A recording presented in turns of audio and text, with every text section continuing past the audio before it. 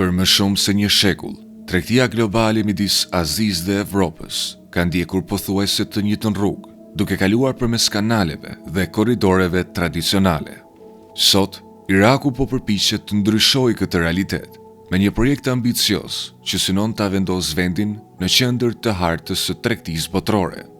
Bëhet fjalë për një korridor të ri toksor dhe detar, i cili nëse realizohet, mund të transformojë jo vetëm ekonominë e Irakut, por edhe balancën e tregtisë ndërkontinentale.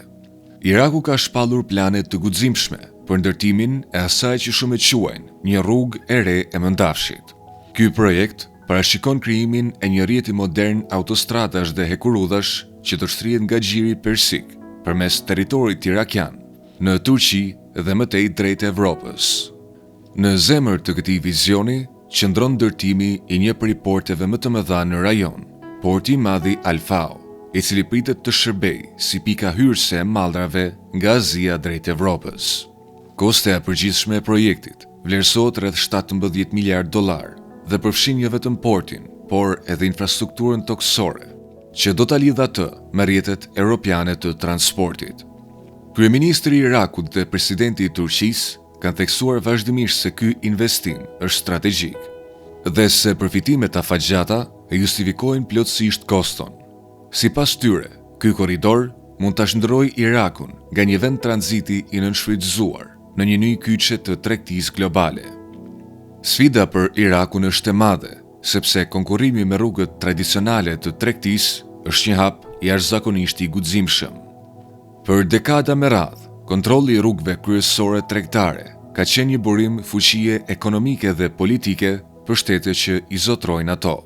Iraku synon të hyjë në këtë klub elitar duke shfrytzuar pozicionin e tij gjeografik, si ura më e shkurtër dhe më e drejtë për drejtë midis zgjirit persik dhe Evropës.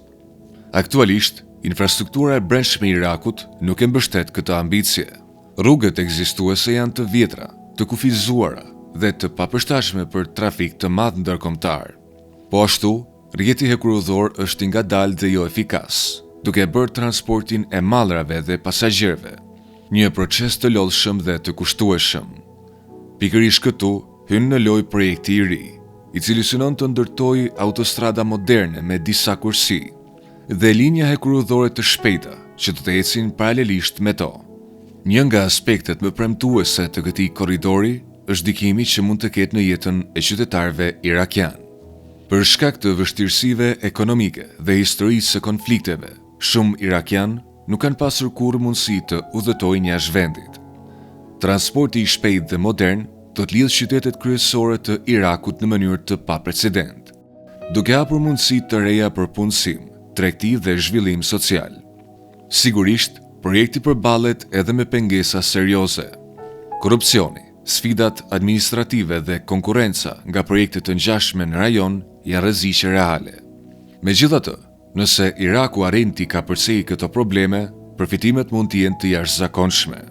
Parashikimet flasin për krijimin e 10 mijëra vendeve të reja të punës dhe miliarda dollar të ardhura vjetore për ekonominë e vendit. Faza e parë e projektit ishte planifikuar fillimisht të përfundonte në vitin 2019, por më pas u shtyp për vitin 2025. Megjithatë, pavarësisht vonesave, përparimi ka qenë i dukshëm. Në vitin 2020, libri i rekordeve Guinness certifikoi zyrtarisht valëthyësit e rinj të portit si më të mëdhenj në botë. Paralelisht, janë përfunduar elemente kyç të infrastrukturës bazë, përfshirë doket, kalatat dhe molët, me një kapacitet përpunimi që i afrohet 100 milion tonëve ngarkesa të ndryshme. Kosta e projektit deri më tani ka arritur gati në $5 miliardë. Porti, i njohur si porti i madh i Al-Fao, është menduar të shërbejë si porta kryesore drejt Evropës për këtë rrugë të re tregtare. Përtej vetë portit, zhvillimi i parë madhor është ndërtimi i një sistemi krejtësisht të ri autostradash. Ndryshe nga Freeway 1, autostrada e re do të ketë deri në 6 kursi, të ndara plotësisht nga një ndarse qendrore. Ajo do të përfshijë gjithashtu një autostradë kryesore me shumë kursi, që lidh drejt për drejt aeroportin me Bagdadin. Kjo autostradë moderne do të pajiset me sinjalistik të plotë, ndriçim bashkohor dhe sisteme të avancuara monitorimi. si kamera për kontrollin e shpejtësisë.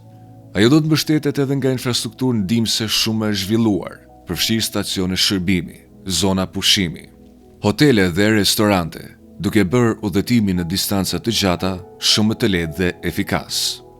Edhe pse autostrada përfaqëson një përmirësim të madh, ajo pritet të mbetet në hije përballë sistemit hekurudhor që do të ndërtohet paralelisht me të. Një linjë hekurudhore me 2 shina do të ndjekë të njëjtin korridor. Linja e Mallrave parashikohet fillimisht të përpunojë rreth 3.5 milion kontenierë në vit, duke transportuar afërsisht 22 milion ton mallra. Edhe pse kjo shifër është modeste krahasuar me mbi 500 milion ton në vit që kalojnë përmes kanalit të Suezit, kjo lidhje e re pritet gjithsesi të ndikojë ndjeshëm, duke ofruar një alternativë më të shpejtë dhe më fleksible. Paralelisht me transportin e mallrave, po planifikohet edhe një shërbim modern për pasagjerë, që synon të revolucionarizojë udhëtimin hekurudhor në Irak. Pasagjerët do të kenë akses në shërbime që aktualisht mungojnë, si internet në tren dhe shërbime ushqimore të nivelit të lartë. Mbi të gjitha, trenat do të jenë shumë më të shpejtë. Koha udhëtimit nga Basra në Bagdad pritet të reduktohet nga 12 orë në vetëm 2 orë. Iraku synon të zëvendësojë trenat ekzistues, të cilët lëvizin me rreth 48 km/h, me trena që mund të arrijnë shpejtësi deri në 300 km/h, të krahasueshme me rrjetet hekurudhore me shpejtësi të lartë në Europë. Nëse realizohet, kjo do të përfaqëson të rritjen më të madhe të shpejtësisë hekurudhore që ka përjetuar ndonjë vend në një hap të vetëm. Për shkak të kufizimeve të udhëtimit dhe vështirësive ekonomike afatgjata, shumë qytetarë irakian nuk kanë udhëtuar kurrë jashtë vendit dhe nuk kanë fluturuar asnjëherë me avion. Shumica mbështeten në autobus, trena të ngadalt ose rrugë të amortizuara. Mundësia për të përshkruar vendin me shpejtësi që afrohet 300 km/h do të ishte një transformim i jashtëzakonshëm për miliona njerëz. Parashikimet flasin për rreth 13 milion pasagjerë në vit. Ky është një projekt gjigant që do të shtrihet në dekada. Ndërtimi parashikohet të realizohet në 3 faza, me përfundim të plot deri në vitin 2050. Me 22 prill 2024, gjatë një vizite të presidentit të Turqisë në Bagdad, u nënshkrua një marrëveshje bashkëpunimi për projektin Development Road midis Irakut, Turqisë, Katarit dhe Emirateve të Bashkuara Arabe, me pjesën më të madhe të financimit, që pritet të vijë nga Doha dhe Abu Dhabi. Megjithse kjo mbështetje e forcon ndjeshëm projektin, Iraku ende përballet me sfida serioze, veçanërisht korrupsionin dhe konkurrencën rajonale. Megjithatë, nëse projekti realizohet me sukses, ai mund të transportojë çdo vit 13 milion pasagjerë dhe 22 milion ton mallra, të krijojë rreth 100.000 vende pune dhe të gjenerojë rreth 4 miliard dollar në vit. Për një ekonomi me produkt të brendshëm bruto rreth 265 miliard dollar, kjo do të ishte një ndryshim i thellë dhe potencialisht historik për rolin e Irakut në tregtinë globale. Nëse ju pëlqejnë video të tilla dhe dëshironi të shikoni të tjera si këto, klikoni butonin subscribe dhe butonin e zilës. Faleminderit për shikimin.